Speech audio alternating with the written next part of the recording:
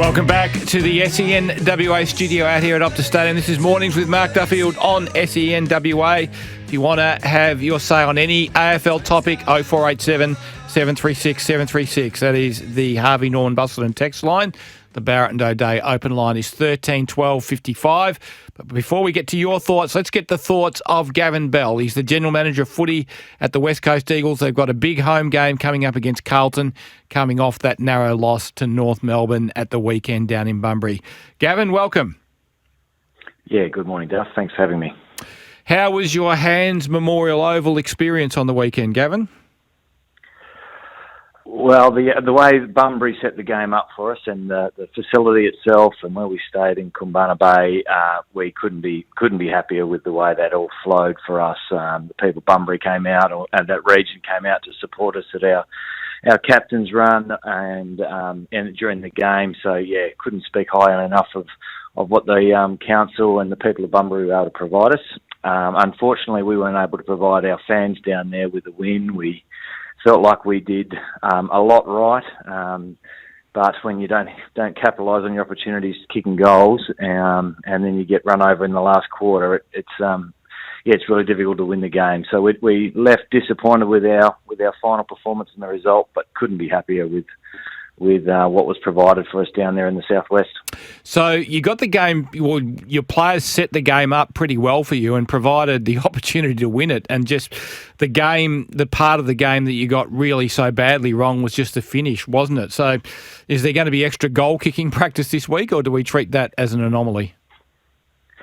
No, we've got to work on all aspects of our game, Duff. I mean, it's been a long time since we've had near on 40 inside 50s in a half. I don't know if we've done that before, to be honest, even as a premiership contending team. So there was a lot to like, but yeah, some of our skill level and our, like you said, our ability to either find a target inside 50 to give them a better shot, or to actually finish the play off with a goal, just was missing. And we rued the chances that we missed. So do you think it becomes a mental thing with players after a while, Gavin, where basically it was pleasing to see at one stage, I think Elijah Hewitt got the ball in his hands after you'd kicked something like 111 or 112, and you know that Elijah has a very strong self-belief, and it was a reasonably simple shot from 20 metres out, and you had a strong feeling that he was going to kick the goal, whereas some others, maybe the events that had gone before them, maybe affected their ability to kick the goal. Is it as much mental as physical, do you think? We haven't dug into it yet as a group. We'll get all our players in today. But it is a pattern you see across sport at times, Duff. I'm not sure what the phenomenon is, but whether each shot that misses adds pressure to the next one, we'll dive into that. But ideally our players are able to separate what's happened before or what could happen in the future and just focus in on the moment and get the job done, regardless of whether it's a really necessary goal right then for the game or it's just continuing to build on a lead. We need to be able to isolate those moments and finish that off. So, yeah, combination of skill, routine and no doubt mental focus as well is all part of that.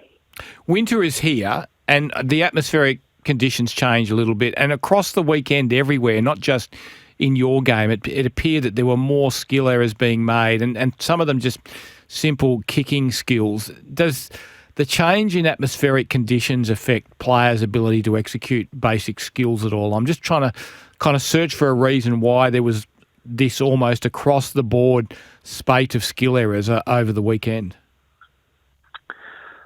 I couldn't really comment on that part, Duff. I mean, the conditions where we were, I don't think it could be any better, to be honest. Yeah. The first thing that popped in my mind as you asked that question is as fatigue starts to build up, and especially in a younger team, 12, 13 games into the season, it is a marathon, and no doubt that's part of the reason we have the bye in the middle of the year as well. So I would think more cumulative fatigue, but that's just a gut feel, mate. A lot of people have questioned your fitness, given that there was the late fade out against Geelong, and obviously North Melbourne came over the top of you on Sunday at Hands Oval. This just a consequence of having a young team with not many pre-seasons in them, do you think? That would be my immediate reaction, Duff. I think younger teams, they find it they can find it more difficult to hang on and play out 4 quarters. We've made a huge amount of ground with our fitness over the last couple of years. We have been running better in games. We've got the data to compare that over the last few years. So, and our play availability remains good too. So, given this time of the year, so I wouldn't suggest it's fitness. I think it's just a young, developing team stacking pre-seasons on top of each other and having the robustness to continue to play 4 quarters of footy. Interesting to watch Andrew McWalter on Channel 7 News last night. He basically put his hand up and said he got it wrong with Beau Allen, who obviously wasn't subbed onto the ground until very late in the piece. Was it a case of, I got the feeling watching from the outside and even just thinking that you guys had momentum for significant periods of the second half, was it a case of not wanting to change anything while you had the momentum in the game, and then when the momentum swung, sort of it almost being too late to get Beau into the game with any meaningful impact? Yeah, it's certainly more challenging when we select, or when you select a sub that plays one role, plays half-back or plays only as an inside mid. So we're reviewing all of our sort of decision-making around sub, who to pick, when to activate them, what are the scenarios in game, or the criteria for actually activating your sub. So we'll continue to look at all of that as we go forward. But yeah, Beau, by the time he came on, he came on as a forward. He hasn't played forward, so that's not ideal for a young player. But we'll just review all of that, Duff. But it certainly wasn't anything that Beau had done, that's for sure. The game was played our way for a long period of time, and like you said, once momentum started to slip and we thought we better get some more runners out there, Beau came on as a forward. He's mentioned that Beau will not be the sub this week, but he didn't talk about which level he would play at. It's probably likely he goes back to the waffle now, isn't it? We haven't done any of that review part yet, Duff. But he'll need a full game. He played a quarter last week against the Cats, I think it was, and then I don't know, maybe 10 minutes if that against North. So he needs a full game. So yeah, we won't have any of those sort of conversations till probably Thursday or Friday. Harry Edwards, I reckon, has had the best 2 games of his career in the last 4 weeks. There are really positive signs that he's developing as a power defender for you.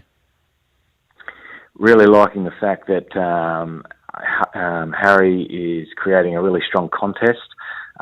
His challenge in the past has been trying to fly to try and mark everything, but he's giving us an idea now or showing us that when there's a 50-50, he's more than prepared to punch and spoil and destroy the football for us. And then when he can and reads the play well, then he'll mark and give us some drive from there. But no doubt some continuity of training for Harry, some continuity of playing as well and being in the side. And he's certainly making some good progress for us. Obviously, you'll be looking for a new generation of power defenders. There is an uncertainty about Jeremy McGovern. Tom Barrass has left the club. What's the mail on Jeremy McGovern in terms of time frame when you will know whether he's able to continue after fronting the concussion panel? And B, how are you looking at the progress of Sandy Brock and also Rhett Bazzo? Yeah, so with Gov, once we've met with the panel, when that's all finalised, then they take however long they need to take to make their decision. So, yeah, we've got no set time frame with any of that stuff. We'll let the process play out. We'll remain confidential, given it's a medical process for Gov. So we want to respect all of that as well.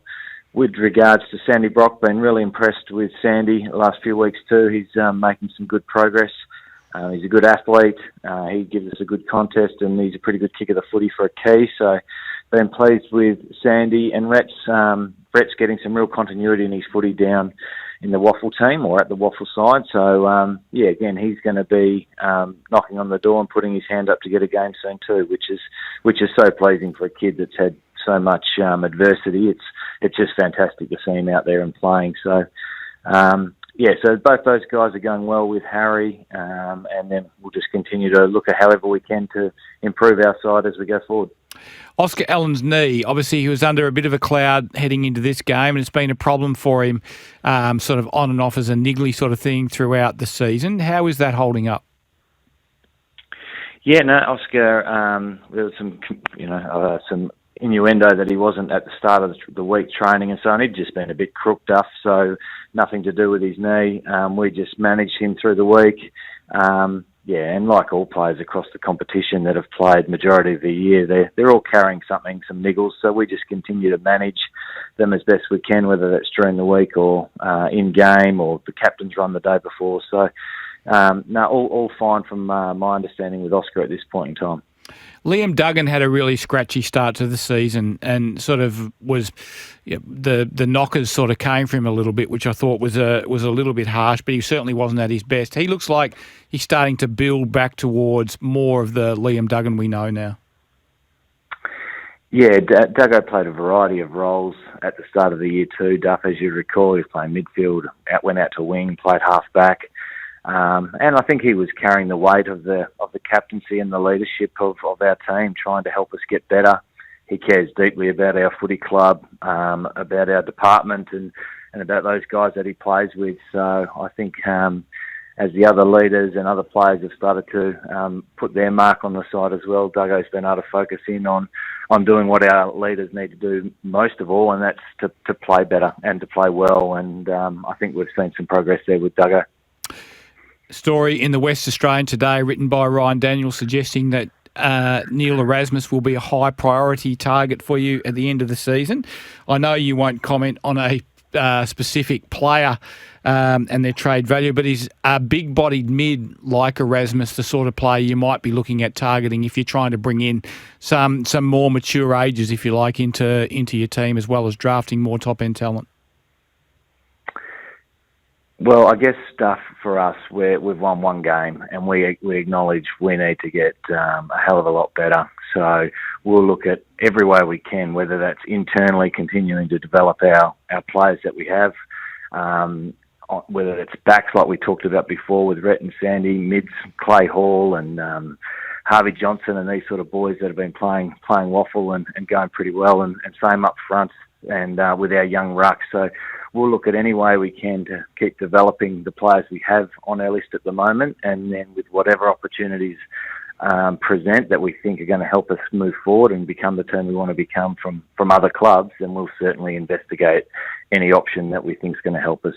We know that you're going to have a lot of young players. You've already got a lot of young players, and you've got a few guys at the other end of it. Obviously, there's Gov, who that will be decided in the coming weeks and possibly months. You've got Elliot Yeo, who's rehabbing a fairly significant set of injuries suffered in the pre-season. Dom Sheed rehabbing an ACL.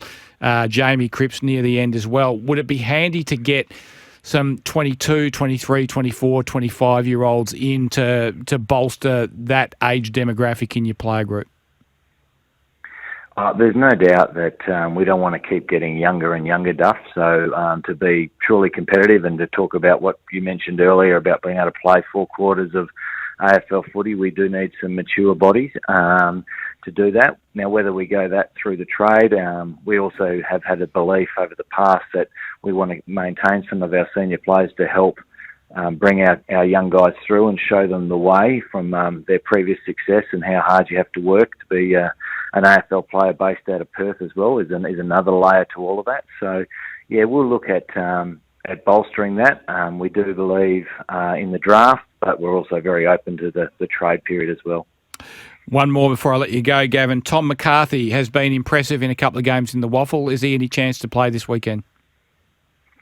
Yeah, he certainly played well again on Saturday after he had a family commitment back in Melbourne that we were aware of, so we didn't see much of him during the week after his first game, but that was all fine. That was approved before we'd actually drafted him, to be honest. So, he comes in, trains really well. He's definitely a strong chance to play with the way he breaks the lines, his use of the ball, and a mature body as well. So, yeah, he'll certainly be in the mix. Gavin, thanks for coming on the show. Always a pleasure to talk to you, mate, and look forward to speaking to you again in a couple of weeks' time. Good luck against the Blues on Sunday. Thanks very much, Duff. Bye, mate. Gavin Bell, the West Coast Eagles General Manager of Footy. We'll be back with more after the news.